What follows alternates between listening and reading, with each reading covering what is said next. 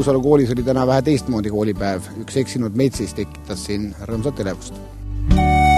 Harjumaal läks üks kiimas metsis endale kaaslast just Kuusalu keskkoolist otsima. Metsise härra ajas nii mõnelegi koolijutsile hirmu naha vahele. Pole ka midagi imestada, metsisel on hiiglama vägev nokk ja pirakad küünised. Meeldis lind või? Jaa, suur oli. Aga hirmu ei ajanud naha vahele? Ikka jas. Kui ta oleks mulle vastu tulnud, ma ei tea, mis ma oleks teinud. On seda metsist varem ka siin näha olnud või? Ei ole, aga ta on seal Kuusalus jalgpalli platsi ääres käinud. Siis ta külguri, siis jooksuajad tal just. Mänguaeg, et läks kohe inimestele kallale, jah? Ei, ta ei läinud kallale, ta lihtsalt vaatas, aga hakkas taama, keegi ei julgenud mängida ta. Lind oli pöörane ja tatsas uljalt ümber koolimaja. Uhke metsaelanik tekitas parasjagu segadust, laste suusatund jäi suisa pooleli. Kuigi lind kellelegi liiga ei teinud, pidasid õpetajad targemaks jahimehed kohale kutsuda. Minul helistas tüdruk kõigepealt koolist ja küsis, et kas on metsisel ja tedrel mingisugune vahe ka. Aga teemaks ei olnud üldse see, et metsis on kooli juures. Ma ise arvasin muidugi, et see on tunnis väga, kas looduse tunnis või kuskil mujal, aga pärast helistas mulle koolist mingi õpetaja ja ütles, et metsis on koolimaja sisehoovi peal. Aga on isegi selliseks tuled kallale. Ja nokk on tal võimas, et ega ta päris haiget teha, nii et ütleme, kui sellist lindu näha kuskil, siis päris näppida kohe maksaks. Meil on ka kohe torke, ma ootas minna spetsialisti ära. Kuusalu jahimehed jätsid oma igapäevased tegemised, kus seda ja teist ning tõttasidki appi. Igaks juhuks kutsuti Tallinnast ka Keskkonnaameti spetsialist Tiit Koit kaasa. Tiidu tööks ongi just igasugu metsaelanike päästmine ja aitamine. Kui tihti Keskkonnaameti inimesed üldse kokku puutuvad hädas lindudega? No Tallinna linnas on see väga sage, nii et praegu hetkel veel hooaeg ei ole alanud, aga kui hakkavad hõbekajakad pesitsema, siis muidugi varesed, hakid, neid on ikka Tallinnas väga palju. Metsised, tihti puutute kokku? Metsistega ei ole. See on selle aasta mul teine, ütleme otsene juhus. Üks juhus on Kehtnas, kus püütide kätte saada või saadud kätte. Aga üldiselt metsistega ei ole juhtunud siin viimane 2-3 aastat nagu mitte. Mehed kogunesid kooli õuel ja pidasid sõjaplaani. Aga härra Metsisel polnud väiksematki kavatsust meeste lõksu jääda ja ta tatsas muudku jahimeeste eest ära. Lendame koos ja armume taas nagu kevadel. Lõpuks hakkasid talle ligitikkuvad mehed tõsiselt närvidele käima. Ega ta mingi lilla ole, et siin meestega maadlema hakkan, võiks ehk lind mõelda ning tegi siis elegantse tiivasirutuse.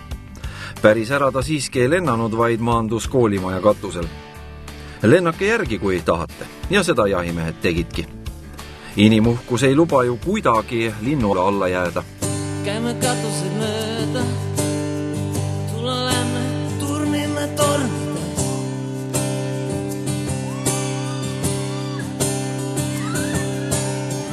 Lähme katsume pilvi, lähme värvime taeva siniseks. Nähes, et katusel rahu ei saa, liugles metsalind uuesti maa peale mändide varju. Valesti tegi, sest siin ootas teda pikisilmi juba Tiit Koit.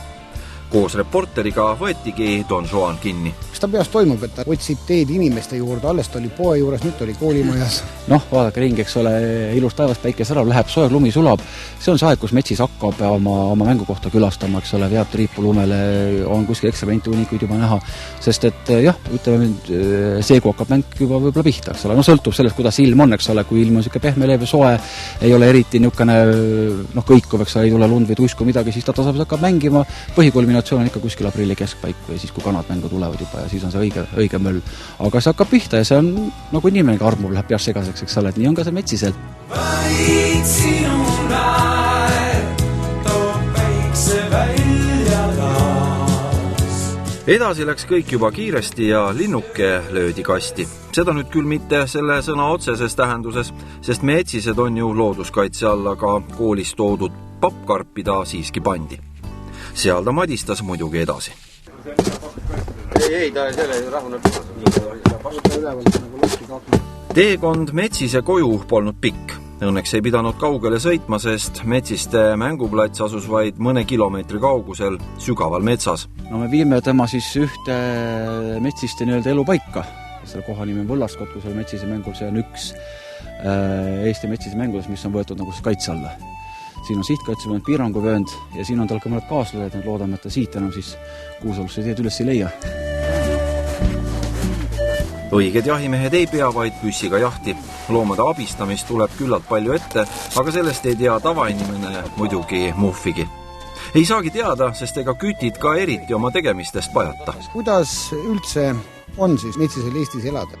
Arvukus on, kuidas võtta, ütleme, populatsiooni püsimajäämiseks on ta vast piisav, eks ole, sest et pigem on märgatult selle viimase 10 aasta jooksul väikest tõusutrendi, et kuna ta on ikkagi kaitse all ja nüüd varem süüdistas väga palju metsandust, eks ole, et metsamajandus neid hävitas palju, et ei tehtud mingit vahet, eks ole, mängukohades raiuti, mis ei oleks otseselt nüüd hävitav, aga vähemalt ka, ütleme, mängu ajal ja mis ei ole, on eriti taunitavaks. Aga kunagi neid ju kütiti, nii et selles suhtes neid on kindlasti jälle vähe.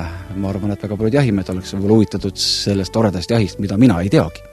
Sest mina selle jaht ei tea. Sellel ajal oli jaht ammu lõpetatud, kui minust jahimist sai. Lõpp ja kõik ja lahendus leiti ka ilma kedagi maha koksamata. Veidike kulus vaid rohkem aega ja vaeva ja see tasus ka end ära. Uhke linnuke sai metsade rüppe tagasi.